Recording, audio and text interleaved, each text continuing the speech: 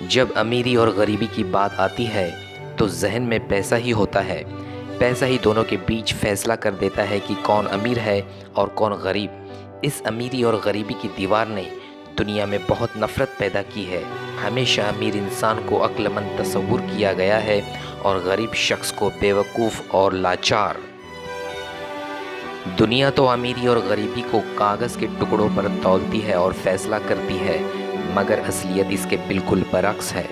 یہ بات ان لوگوں کو جو اپنے آپ کو غریب کہلواتے ہیں ان کا دل رکھنے کے لیے کہہ رہا ہوں۔ ایسا نہیں ہے، بلکہ یہ ایک حقیقت ہے، سچائی ہے، اور ایسی سچائی کہ غریب خود اس سچائی سے بھاگ رہا ہے اور اپنے آپ کو دنیا والوں کے سامنے خود کو غریب کہلوا رہا ہے اور اپنے آپ کو بے بس مان رہا ہے۔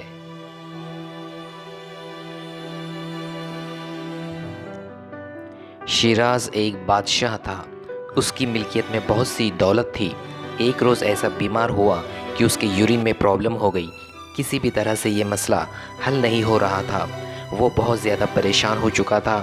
ہر کسی نے، جاننے والے نے، حکیموں نے اپنی طرف سے پوری کوشش کی، مگر بادشاہ شیراز کو فائدہ نہیں ہوا اور دن بدن اس کی حالت بری ہوتی چلی جا رہی تھی۔ یہ بات پھیلتے پھیلتے دور دراز پر رہنے والے اس حکیم تک جا پہنچی جو کافی مشہور تھا۔ اس حکیم کو بادشاہ کے دربار میں لایا گیا۔ حکیم کی بادشاہ سے ملاقات ہوئی۔ حکیم نے کہا، آپ کا مسئلہ تو میں حل کر دوں گا، مگر اس کے عوض میں مجھے کیا ملے گا؟ شیراز نے کہا، آپ جو چاہو۔ حکیم صاحب نے فرمایا، تمہاری آدھی سلطنت میرے نام کرنی ہوگی۔ حکیم کی بات سن کر بادشاہ کے تمام درباریوں کے ہوش اڑ گئے اور وہ اندر سے بڑے ہی طیش میں آ گئے۔ کہنے لگے کہ اس غریب کی اوقات تو دیکھو، اور حکیم کی چاہت پر ہنسنے بھی لگے۔ مگر بادشاہ شیراز اس بات پر راضی ہو گیا۔ حکیم صاحب نے بادشاہ کا علاج شروع کر دیا اور کچھ گھنٹوں بعد بادشاہ کو شفا ہو گئی اور وہ صحت مند ہو گیا۔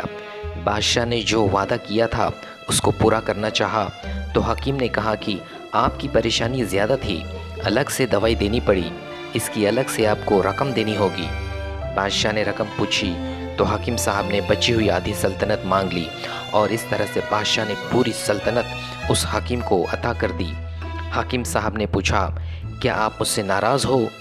بادشاہ نے کہا، بالکل نہیں، مجھے میری صحت مل گئی، میں خوش ہوں، اپنی صحت کے بل پر میں اور دولت کما لوں گا۔ حکیم صاحب، کیا اور کوئی چاہت ہو تو بتائے؟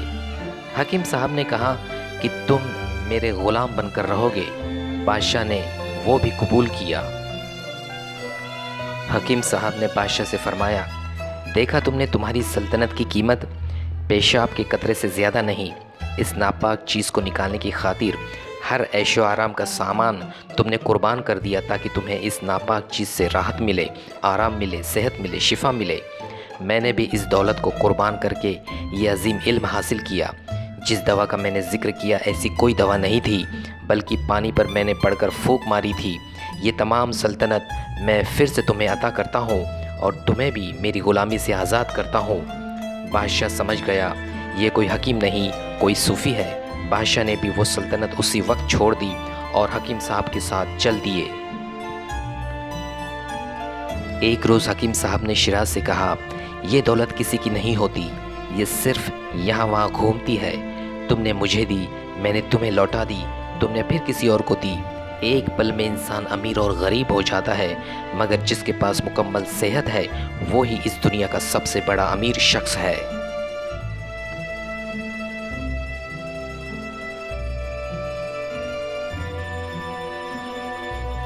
دوستو، آپ کے اندر کی قابلیت کو جانو، اپنے وقت کو ضائع کیے بغیر اپنے ٹیلنٹ کو پروجیکٹ کرنے کی کوشش کرو۔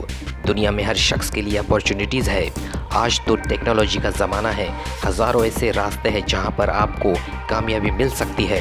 لاکھوں لوگ دنیا میں ایسے ہیں جو زیرو سے ہیرو ہو گئے، پیسہ کما لیا، نام کما لیا۔ آپ کی صحت ہی آپ کی امیری ہے۔ خود کو غریب مت کہو، حالات سے لڑنے والوں کی اور محنت کرنے والوں کی ہی ہمیشہ جیت ہوئی ہے۔ اس غریبی کے ٹیگ کو اپنے اوپر سے ہٹا دو اور کمپٹیشن کے زمانے میں آپ بھی حصہ لو اور امیر ہو جاؤ۔ اگر آپ دنیا میں پیسہ نہیں کما سکے تو یاد رکھنا، آپ کی صحت ہی سب سے بڑی دولت ہے جو کبھی بھی آپ کے کام آ سکتی ہے۔ دنیا میں کئی ایسے دولتمند ہیں جو صحت چاہتے ہیں مگر انہیں شفا نہیں ہوتی۔ وہ پیسہ بہانے کے لیے تیار ہے مگر ان کی بیماری کا کوئی علاج نہیں۔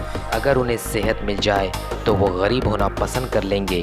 اس لیے آپ کی اپنی صحت کا بھرپور فائدہ اٹھائے اور کامیاب ہو جائے، مگر یہ شکوہ لے کر نہ جیے کہ میں غریب ہوں۔ دنیا کی وہ دولت آپ کے پاس ہے جس کے لیے ہزاروں لوگ ترستے ہیں۔